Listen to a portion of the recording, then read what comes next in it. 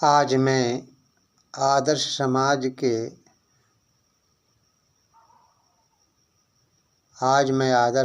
का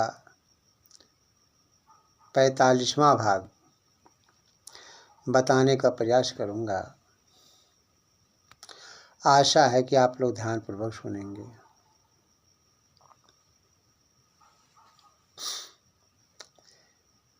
इंसान की खुशबू रहती है, इंसान बदलते रहते हैं। इंसान की खुशबू रहती है, इंसान बदलते रहते हैं। दरबार लगा रहता है यहाँ, दरबान बदलते रहते हैं। दरबार लगा रहता है यहाँ, दरबान बदलते रहते हैं।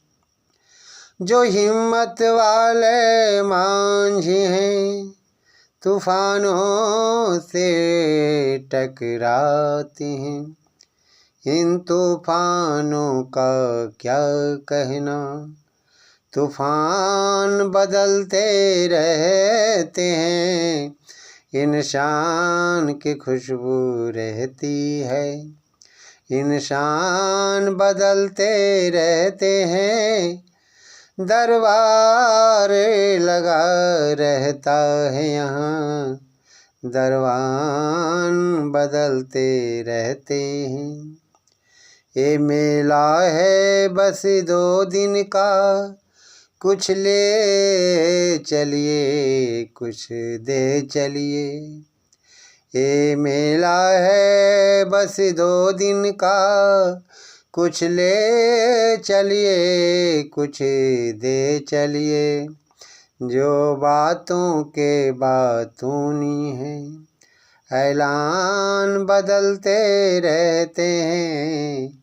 इंसान की खुशबू रहती है, इंसान बदलते रहते हैं।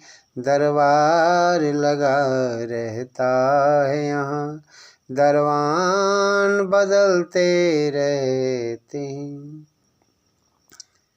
तो मैं चर्चा कर रहा था, इंसान की खुशबू रहती है, इंसान बदलते रहता है।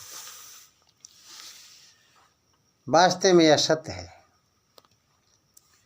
इस संसार में अनेक लोग आए, अनेक गए, लेकिन जो व्यक्ति समाज के कल्याण के लिए, राष्ट्र की भलाई के लिए, विश्व के कल्याण के लिए,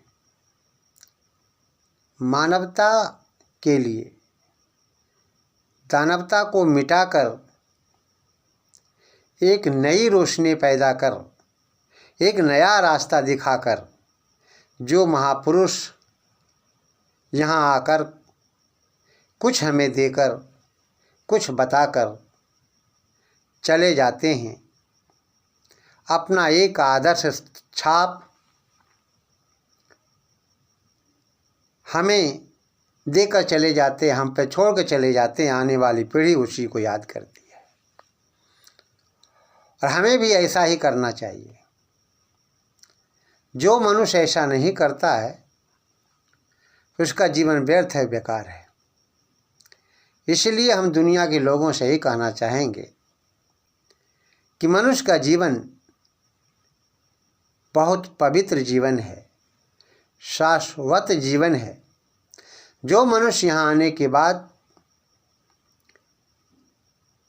कुछ करके चला जाता है, अपने शुभ कर्मों के द्वारा समाज के लोग उन्हीं को याद करते हैं।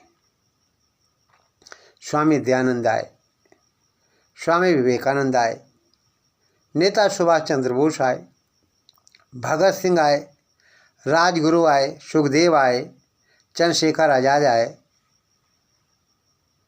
राम प्रसाद बिस्मिल आए। तमाम से ऐसे हमारे देश में महापुरुष आए, क्रांतिकारी आए। अपने देश की रक्षा के लिए, अपने वतन की रक्षा के लिए, अपने धर्म की रक्षा के लिए अपना संपूर्ण जीवन लगा दिया। आज हम सुभाष चंद्र बोस को याद करते हैं, विवेकानंद को याद करते हैं, भगत सिंह को याद करते हैं, राजगुरु को याद करते हैं, स्वामी दयानंद को याद करते हैं, स्वामी रामतीर्थ को याद करते हैं, पंडित श्री राम शर्मा आचार्य को याद करते हैं। क्यों याद करते हैं? उन्होंने कुछ समाज को दिया। ना जाने संसार में कितने लोग आए, कितने चले गए, लाखों की संख्या में, करोड़ों की संख्या में, अरबों की संख्या में संसार में आए, लेकिन कुछ लोगों का नाम जानते ही नहीं, जिन्होंने समाज के कल्याण के लिए, राष्ट्र के कल्याण के लिए अपने को मिटा दिया, अपना संपूर्ण जीवन लगा दिया। दुनिया के लोग उन्हीं को याद करते हैं। हमें भी समाज के लिए, राष्ट्र के लिए कुछ करके जाना चाहिए, लेकिन हम अपने स्वार्थ में आकर के दूसरों को धोखा देते हैं और कुछ कर नहीं पाते। लेकिन कुछ लोग अविवाहित होकर के समाज का काम करते हैं, कुछ लोग विवाहित होकर के भी समाज का काम करते हैं और किए हैं। भगवान रामचंद्र जी दुष्टों को मारा, रावण को मारा, राक्षसों को मारा, सज्जनों की रक्षा की। भगवान श्री कृष्ण ने भी दुष्टों को मारा, कंस को मारा, राष्ट्र की रक्षा की, समाज की रक्षा की, सज्जनों की रक्षा की। और कुछ ऐसे लोग भी हुए जिन्होंने अविवाहित होकर के समाज का काम किया, जैसे स्वामी दयानंद सरस्वती, स्वामी विवेकानंद, तमाम से ऐसे हमारे देश में महापुरुष आए। श्री राम शर्मा आचार्य गृहस्थी होकर के उन्होंने गायत्री परिवार चलाया और दुनिया के लोगों से कहा, गायत्री मंत्र एक ऐसा मंत्र है जिसमें बहुत बड़ी शक्ति है। जो व्यक्ति गायत्री मंत्र को सुबह शाम कम से कम 11 बार याद करता है, उसे रास्ता दिखाई देना शुरू हो जाता है, हमें क्या करना है, क्या नहीं करना है।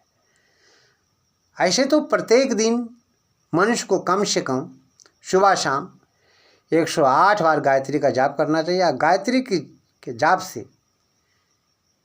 मनुष्य को आत्मशक्ति मिलती है,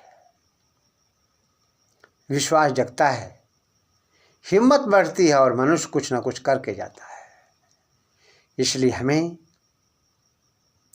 अपने जीवन को यदि आदर्श बनाना है तो हमें गायत्री मंत्र का सहारा लेना पड़ता है। गायत्री में वो शक्ति है जिसके द्वारा हम ना जाने कहाँ से कहाँ पहुँच सकते हैं। आज हमारा जीवन आदर्श में नहीं है। आज हमें अपने जीवन को आदर्शमय बनाना होगा। हम आदर्श पुरुष नहीं बन पा रहे हैं, अपने स्वार्थ में आकर दूसरों को धोखा देते हैं, मारते हैं, पीटते हैं, जबकि ये जीवन कोई जीवन नहीं होता। हम परमात्मा की भक्ति के द्वारा अपने जीवन को महान बनाएं, हम अपने जीवन को आदर्शमय बनाएं। और जो व्यक्ति अपने जीवन को आदर्शमय बनाना चाहता है उसे तो महापुरुषों के पद चिन्हों पर चलना ही होगा, तभी हम अपने जीवन को आदर्शमय बना सकते हैं। ये देखो।